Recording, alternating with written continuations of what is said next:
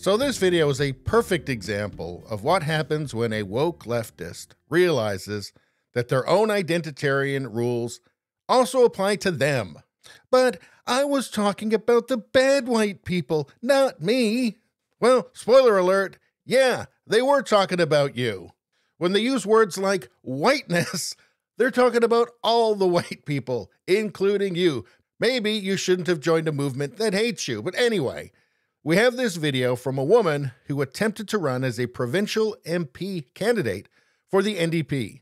And if you're not from Canada, the NDP is Canada's furthest left political party, even woker than Trudeau. And I know that's hard to do, but they're basically Canada's communist party at this point. Sorry, Canada's race communist party at this point. And well, let's see how that went for her.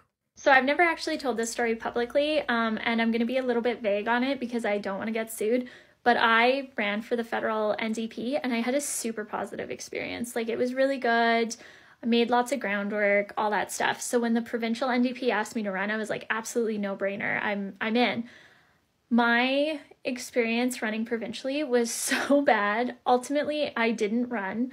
And my last meeting with the board that represented my riding on behalf of the provincial NDP was them telling me that I wasn't a good candidate because I didn't check enough diversity boxes, and they were looking for somebody who was like a lesbian woman of color to represent this rural, predominantly white, religious, conservative community. And I was like, that's tokenizing.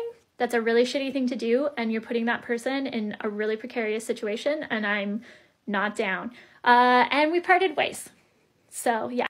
I just don't understand why she's surprised by this. I mean, she's been hanging out with these people. She knows what they believe. She just didn't think they were talking about her. Maybe she thought because she's a woman, well, there's a box checked, and that should do it. Well, apparently not, but why would she be surprised? I mean, of course, this is what they're like. How could you not know that? I mean, it's not like they're hiding all of this insane woke identitarianism. I mean, alternately, she could run for a party that says that you have to treat people like individuals and not just check off a bunch of boxes about gender or sexuality or race or whatever.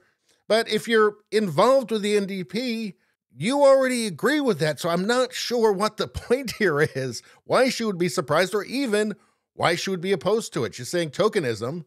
Well, I think they disagree and call it equity. You're for equity, aren't you? Again, it's just not possible to be involved with the NDP and not be aware of the toxic levels of wokeness. And I guarantee she's fully indoctrinated into all of this stuff, the white privilege and white supremacy, whiteness, etc.